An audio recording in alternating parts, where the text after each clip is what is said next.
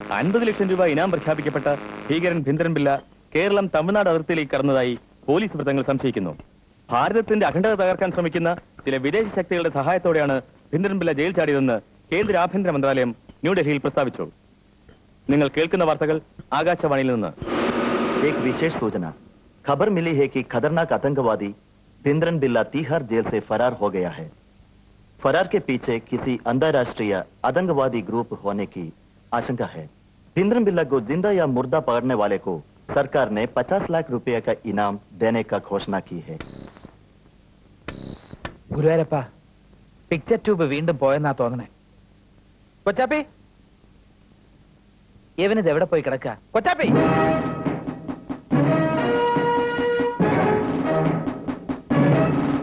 മന്ത്രിയോട് ഇന്ന് 2 വാക്ക് പറഞ്ഞിട്ട് തന്നെ ബാക്കി കാര്യം. ഈ ഇൻസ്പെക്ടർ കൊച്ചാപ്പി ആരാണെന്ന് അയാൾ ഇന്ന് അറിയും. അയ്യോ, എന്റെ യൂണിഫോം എടുത്തിട്ട് ആരാ നിന്നോട് പറഞ്ഞത്? ഈ ഒരു തവണത്തേക്ക് സാർ എന്നോട് ക്ഷമിക്കും. എന്റെ കൂടെ നിൽക്കാൻ തുടങ്ങിയതിന് ശേഷം ഡെയിലി ഒരു 5 പ്രാവശ്യമെങ്കിലും ക്ഷമിക്കണം സാർ, എന്നെ പറഞ്ഞു വിടരുത് എന്ന് നീ പറയാറില്ലേ? ക്ഷമിക്കണം സാർ, ഇനി മേലാൽ ഞാൻ അങ്ങനെയൊന്നും പറയില്ല. എന്നെ പിരിച്ചുവിടരുത്. നിന്റെ അടുത്ത് ഇപ്പൊ ഞാൻ ഒരു പോലീസുകാരനാകണമെന്നുള്ളത് കുഞ്ഞുനാളിലേ ഉള്ള ആഗ്രഹമായിരുന്നു സാർ. അത് നടന്നില്ല. ഒരു പോലീസ് ഓഫീസറുടെ ജോലിക്കാരനെങ്കിലും ആകാൻ കഴിഞ്ഞത് തച്ചോട്ടുകാവ് ഭഗവതിയുടെ അനുഗ്രഹം കൊണ്ടാ. അതും സാറിനെ പോലെ തങ്ക സ്വഭാവമുള്ള ഒരു... കൂടുതൽ വാദ്യമൊന്നും അടിക്കണ്ട. ഈ യൂണിഫോം അഴിച്ചു വെച്ചിട്ട് എനിക്കൊരു ഗ്ലാസ് കാപ്പി എടുത്തോണ്ടോ. കട്ടൻ കാപ്പി വേണോ പാൽ കാപ്പി വേണോ സാർ? പാൽ കാപ്പി മതി. ബ്രൂ കാപ്പി വേണോ പൊടിക്കാപ്പി വേണോ? ബ്രൂ കാപ്പി ആയിക്കോട്ടെ. പാല് വേണോ പാൽപ്പൊടി വേണോ? ഏതാ ഉള്ളത്? ഇത് രണ്ടുമില്ല. കട്ടൻ ചായ തരാം സാർ. തങ്കഭസ്മക്കുറിയിട്ട തമ്പുരാട്ടി നിന്റെ തിങ്കളാഴ്ച നൊയമ്പിന്നു മുടക്കും ഞാൻ. തിരുവില്ലോമലയിൽ നേദിച്ചു കൊണ്ടുവരും ഇളനീർ കുടമിന്നുടയ്ക്കും ഞാൻ.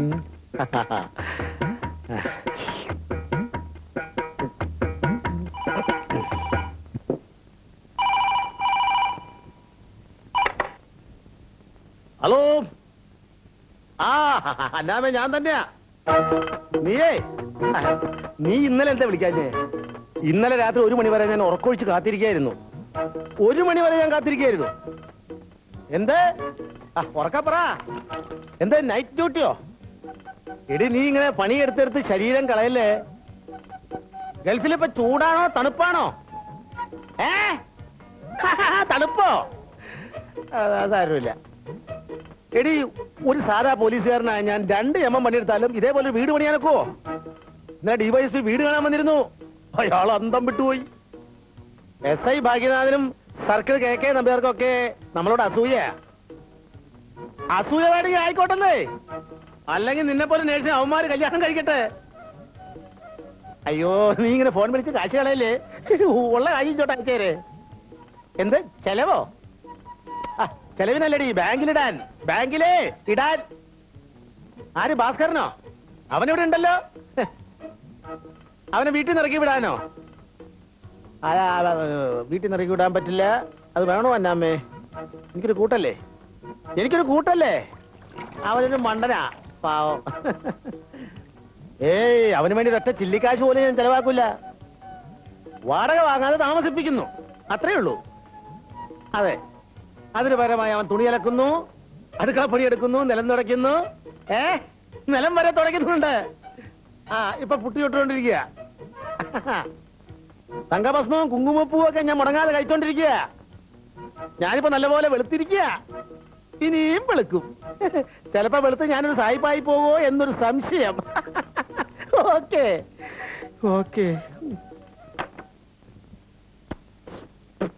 തങ്കഭസ്മല്ല, പ്ലാറ്റിനത്തിന്റെ ഭസ്മം കഴിച്ചാലും ഈ മുഖത്തിന് വലിയ വ്യത്യാസം ഉണ്ടാവും തോന്നില്ല കേട്ടോ. നിന്റെ കാര്യം ഇപ്പൊ അന്നാമ്മ പറഞ്ഞതേ ഉള്ളൂ. നിന്നെ ഇവിടെ ഇറക്കി വിടാൻ. എന്റെ അടുക്ക് ആളാവാൻ നോക്കിയാലുണ്ടല്ലോ, നിന്നെ ഇവിടെ ഇറക്കി വിടും ഞാൻ. ഇറക്കി വിട്ടാൽ ഞാനങ്ങ് പോകും. അല്ലേ തന്നെ SI ഭാഗ്യനാഥന്റെ കീഴിൽ അപമാനവും സഹിച്ചുകൊണ്ടുള്ള ഈ കോൺസ്റ്റബിൾ പണി എനിക്ക് മടുത്തിരിക്കുക. കിട്ടിയ സന്ദർഭം വെച്ച് അവനെ അടിച്ചമർത്താൻ നോക്കില്ലേ. അയാൾക്ക് എന്താ ഇത്ര വിരോധം നിന്നോട്? അതൊക്കെ പറയാമെന്ന് വെച്ചാൽ ഒത്തിരി ഉണ്ട്. കോളേജിൽ ഞങ്ങൾ ഒരുമിച്ചായിരുന്നല്ലോ. ചെയർമാൻ തെരഞ്ഞെടുപ്പിന് ഞാൻ അവന് 100 വോട്ടിന് മുട്ടുകുത്തിച്ചു. പിന്നെ അവന്റെ അമ്മാവന്റെ മകളെ ഞാനൊന്ന് ലൈനിട്ടു. എന്ത്? ഞാനൊന്ന് ലൈനിട്ടു. വല്ല ലക്ഷദ്വീപിലോ അൻഡമാനിലോ പോയാലും വേണ്ടില്ല, ഇവന്റെ കീഴിൽ ഇങ്ങനെ എനിക്ക് മടുത്തു വച്ചായ. അവന്റെ അമ്മാവന്റെ മകള് നിന്നെ പ്രേമിച്ചോ? ഞാൻ പ്രേമിച്ചു. ഓഹോ, അത്രേ ഉള്ളൂ അല്ലേ? അത്രേ ഉള്ളൂ. അവളാരെ പ്രേമിക്കുന്നു? അതിതുവരെ തീരുമാനമായിട്ടില്ല. അവനവളെ നോട്ടമുണ്ടെന്ന് മാത്രം അറിയാം. എങ്കിൽ ഇത് അത്ര പെട്ടെന്ന് അവസാനിക്കുന്ന കേസല്ല ഭാസ്കര. അറിയാം.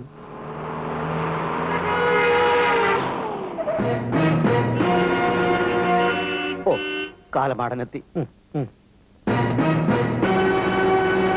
ഇതേ നമ്മൾ താമസിക്കുന്ന വീടാ, പോലീസ് സ്റ്റേഷനല്ല. ഇവിടെ വെച്ച് അവൻ വല്ലോ എന്നെ ഇൻസൾട്ട് ചെയ്യാൻ നോക്കിയാൽ ഞാൻ അപ്പ അവനടിക്കും. നമ്മൾ താമസിക്കുന്ന വീടാണെന്നുള്ളതൊക്കെ ശരി തന്നെ. പക്ഷെ വീട് എന്റെയാ. തല്ലും പിടിയൊക്കെ റോഡിൽ ഇറങ്ങിയിട്ട് മതി, ഇവിടെ വേണ്ട.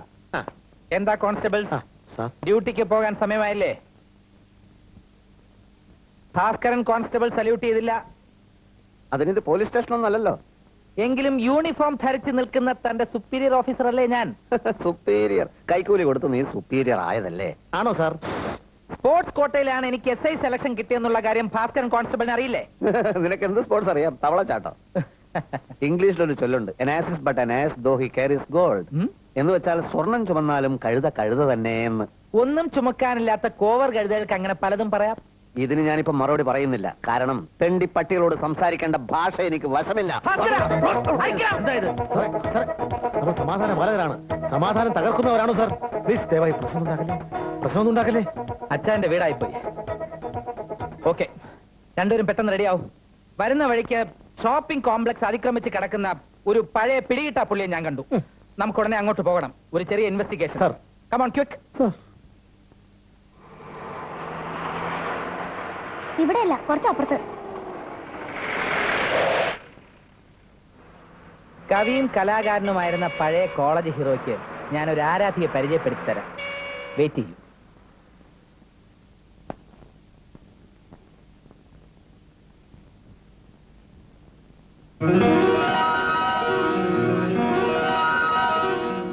എന്തു പറ്റി ഭാസ്കര? അവളും ഈ നഗരത്തിൽ എത്തിക്കഴിഞ്ഞു. അടുത്തതായി കലാതിലകമായി തെരഞ്ഞെടുക്കപ്പെട്ട സെക്കൻഡ് പ്രീ ഡിഗ്രി വിദ്യാർത്ഥിനി അഞ്ജു രാഘവനെ ആശംസിക്കാനായി കവിയും കലാകാരനുമായ നമ്മുടെ കോളേജ് യൂണിയൻ ചെയർമാൻ KV ഭാസ്കറിനെ ക്ഷണിച്ചുകൊള്ളുന്നു. പ്രിയപ്പെട്ട വിദ്യാർത്ഥികളെ, യൂണിവേഴ്സിറ്റി ഇന്റർസോൺ മത്സരത്തിൽ നമ്മുടെ കോളേജിന് സ്തുത്യർഹമായ അംഗീകാരം നേടുത്തുന്ന കലാകാരി എന്ന നിലയ്ക്ക് കുമാരി അഞ്ജു രാഘവനെ. ആരാ ഭാസ്കര അത്? പഠിച്ചിരുന്ന കാലത്തെ ഒരു മോഹം. അതിനെന്താ ഇങ്ങനെ ഒരു ഭാവം? അവളോടും SI ആയിട്ടേ കാണുള്ളൂ എന്ന് പറഞ്ഞിരിക്കും. അവളോട് SI ആണെന്നാ പറഞ്ഞത്. എന്നാ പിന്നെ DGP ആണെന്ന് പറഞ്ഞുകൂടായിരുന്നോ? അല്ല, അറിയാഞ്ഞിട്ട് ചോദിക്കുക. അമ്മാവൻ ഇതിനൊക്കെ മെനക്കെടുന്ന എന്തിനാ? പരിചയമില്ലാത്ത നാടല്ലേ, അവളെ തനിച്ചയക്കാൻ പറ്റുമോ? വാങ്ങിച്ചോ മോളെ. എല്ലാം കിട്ടിയില്ലേ ഡാഡി? ബാക്കി നമുക്ക് നാളെ മേടിക്കാം. ആ. എനിക്കിന്ന് ഹോസ്പിറ്റലിൽ ജോയിൻ ചെയ്യുന്ന ദിവസമാണ്. പിന്നെ ഈ ഷോപ്പിങ്ങിനൊന്നും ഇങ്ങനെ അമ്മാവനെ ബുദ്ധിമുട്ടിക്കേണ്ട കാര്യമില്ല. അഞ്ജുവിന് എന്താണ് വേണ്ടതെന്ന് വെച്ചാൽ എന്നോട് പറഞ്ഞാ പോരെ. ഈ SI ഭാഗ്യനാഥനെ ഒന്ന് സല്യൂട്ട് ചെയ്യാൻ 47 കോൺസ്റ്റബിൾമാർ എന്റെ സ്റ്റേഷനിൽ പരസ്പരം മത്സരിക്കുകയാണ്. ഞാനൊന്ന് വിരൽ ഞൊടിച്ചാൽ മതി, അഞ്ജുവിന്റെ ഏത് ആജ്ഞയും അനുസരിക്കാൻ അവർ ഓടിയെത്തും. ഇനി ഏത് പുസ്തകമാണ് അഞ്ജുവിന് വേണ്ടത്? നഗരത്തിലെ ഏത് ബുക്ക് സ്റ്റോളിൽ നിന്നായാലും ഇന്ന് ഉച്ചയ്ക്ക് മുമ്പായി അത് അഞ്ജുവിന്റെ കൈകളിൽ എത്തിയിരിക്കും. വളരെ ഒബീഡിയന്റ് ആയിട്ടുള്ള 2 കോൺസ്റ്റബിൾമാർ എന്റെ ജീപ്പിൽ ഇരിപ്പുണ്ട്. വരൂ, അവരെ ഏൽപ്പിച്ചാൽ മതി. അമ്മാവനെ ഓരോന്ന് പരിചയപ്പെട്ടിരിക്കുന്നത് നല്ലതാ. വരൂ. ഏത് പുസ്തകമാണ് വേണ്ടതെന്ന് വെച്ചാൽ ഈ കോൺസ്റ്റബിൾമാരോട് പറഞ്ഞാൽ മതി.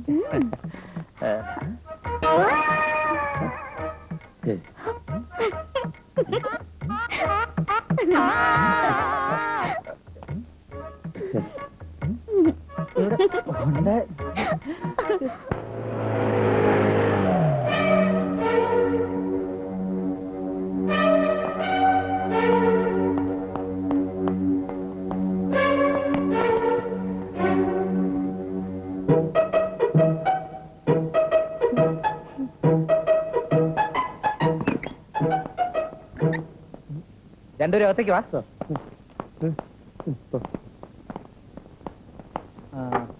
രണ്ടുപേരെയും സസ്പെൻഡ് ചെയ്യാതിരിക്കാൻ കാരണം വല്ലതും ഉണ്ടെങ്കിൽ പറയാം.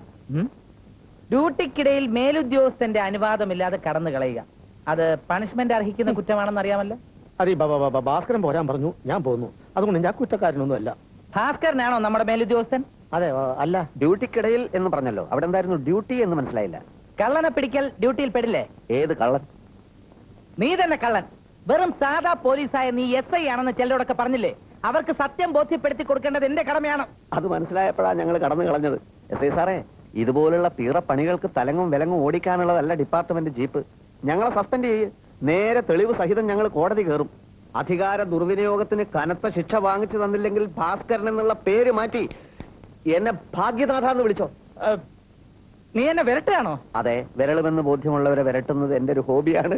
എസ് ഐ സാറേ, അഞ്ജു താങ്കളുടെ അമ്മാവന്റെ മകളായിരിക്കാം. പക്ഷെ അവൾക്കിപ്പോ വോട്ടവകാശത്തിനുള്ള പ്രായമായി. നമ്മളിൽ ആർക്ക് വോട്ട് ചെയ്യണമെന്ന് അവള് തീരുമാനിക്കട്ടെ. ആ വോട്ട് അവൾ എനിക്ക് എന്നേ തന്നു കഴിഞ്ഞു. പക്ഷേ ബാലറ്റ് പെട്ടി തട്ടിയെടുത്ത് നീ കള്ള വോട്ടിന് ശ്രമിക്കുകയാണ്. അന്ന് കോളേജ് ഇലക്ഷൻ എന്നെ തോൽപ്പിച്ചതുപോലെ ഇനി ഞാൻ അതിനെ സമ്മതിക്കില്ല. നമുക്ക് നോക്കാം. തൽക്കാലം ഇന്ന് ഞങ്ങൾക്ക് വല്ല ഡ്യൂട്ടി ഉണ്ടെങ്കിൽ പറ. ഡ്യൂട്ടി ഉണ്ട്. അട്ടിപ്പറ്റ വരെ പോണം. എന്തേ? അല്ല, വാഹനങ്ങളൊന്നും പോകാത്ത സ്ഥലമാണല്ലോ സാറേ അച്ചിപ്പട്ട. അതുകൊണ്ടെന്താ, 20 കിലോമീറ്റർ നടന്നാ പോരെ.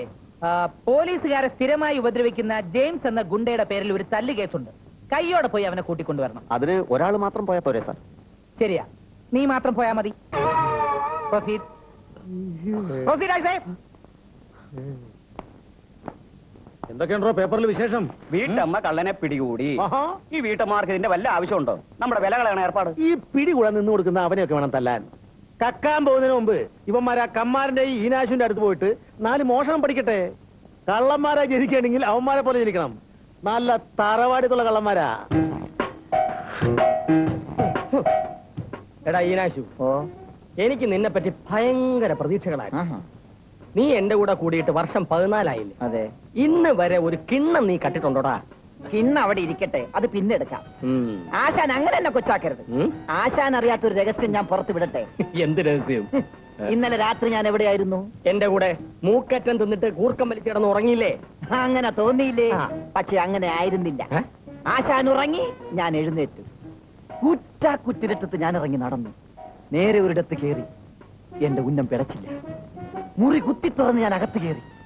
ഭീമാകാരനായ ഒരു ഗോദറേജ് അലമാര തന്ത്രം ഉപയോഗിച്ച് ഞാൻ അലമാര തുറന്നു. നേരോ? അമ്മയാണ് സത്യം. എന്നിട്ട് ആ അലമാര കാര്യമായിരുന്നു. നോക്കുമ്പോണ്ട് വേറൊരു ഗോദറേജ് അലമാര, അതും ഞാൻ തുറന്നു.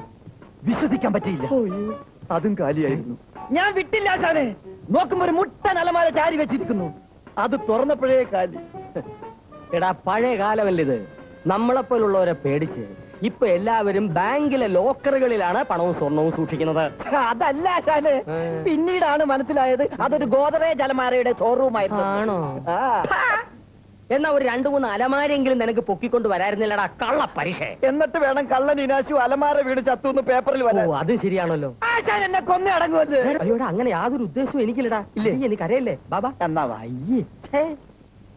ഈ ഒളിച്ചോട്ട കേസും വാണിഭ കേസും ഇലക്ഷൻ ഡ്യൂട്ടി നോക്കി നോക്കി പോലീസുകാരുടെ അടപ്പളായി.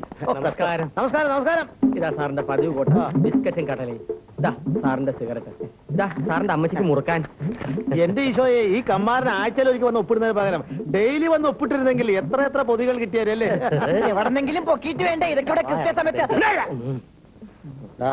കമാരു, അനിയ പോയി ഒപ്പിട്ട് വാ. കേട്ടായി. എടാ, അന്തസ്സുള്ളവര് ആഴ്ചയിൽ ഒരിക്കൽ വന്ന് ഒപ്പിട്ടിട്ട് പോണത് കേട്ടാ. നിനക്കെന്നോട് ആയിക്കൂടാ. സർക്കാരിന്ന് ശമ്പളവും പറ്റി സാധുക്കളെ ഇടിച്ചു നിരത്താനുള്ള ആലോചനയാണല്ലേടോ. പഴയ പണിയൊന്നും വീണ്ടും തുടങ്ങിയിട്ടില്ലല്ലോ? ഇല്ല സാർ, ഞാനിപ്പോ ഒരു പുതിയ മനുഷ്യനാണ്. 100% സൽസ്വഭാവി. പവർ കട്ടും ലോഡ് ഷെഡിങ്ങും ഒക്കെ കൂടി വരുന്ന സമയമാണോ? വേണ്ടാത്ത പണിക്ക് വല്ലതും പോയാൽ ഇടിച്ചതിന്റെ പരിപ്പടക്കം മനസ്സിലായോ? ആ, ഒപ്പിട്ടിട്ട് പൊക്കോ. Hello, S I here. എന്താടാ കൊച്ചാപ്പേ? എടാ, ഉച്ചയ്ക്ക് കറി എന്താണ് വേണ്ടതെന്ന് ഇപ്പോഴാണോ വിളിച്ചു ചോദിക്കുന്നത്? രാവിലെ നിനക്ക് എന്തായിരുന്നു പണി? ആ, ശരി. ഞാന് കോൺസ്റ്റബിളിന്റെ കയ്യിൽ ഒരു കോഴി വാങ്ങിച്ചു കൊടുത്തു വിടാം. കറിയോ ഫ്രൈയോ എന്താണെന്ന് വെച്ചാ ഉണ്ടാക്ക്. ആ, പിന്നെ അയാളുടെ കയ്യിൽ ആ TV കൂടെ കൊടുത്തയക്കണം. TV അല്ലടാ, TV റിപ്പയറിങ്ങിന്. ആ, ശരി. ഒപ്പിട്ടില്ലേ? പിന്നെന്താടാ?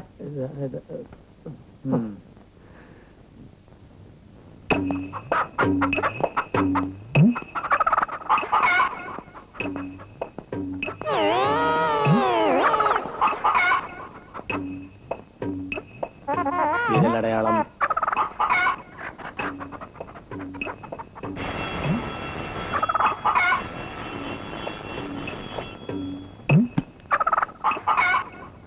ആരാ? ഓ, കോഴിയാണല്ലേ? ആ, TV എടുത്തോണ്ട് പൊയ്ക്കോളൂ.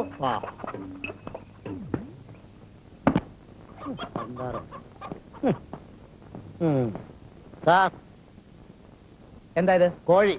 കോഴിയോ? ഞാൻ വിചാരിച്ചു പുലിയാണെന്ന്. ഇതിനെന്തിനാ ഇങ്ങോട്ട് കെട്ടിയെടുത്തോ? സാർ ഞാൻ വീട്ടിൽ ചെന്നപ്പോ കൊച്ചാപ്പി പറഞ്ഞു വേറൊരു കോൺസ്റ്റബിൾ വേറൊരു കോഴിയെ കൊടുത്തിട്ട് സാറിന്റെ ടി വി എടുത്തോണ്ട് പോയത്.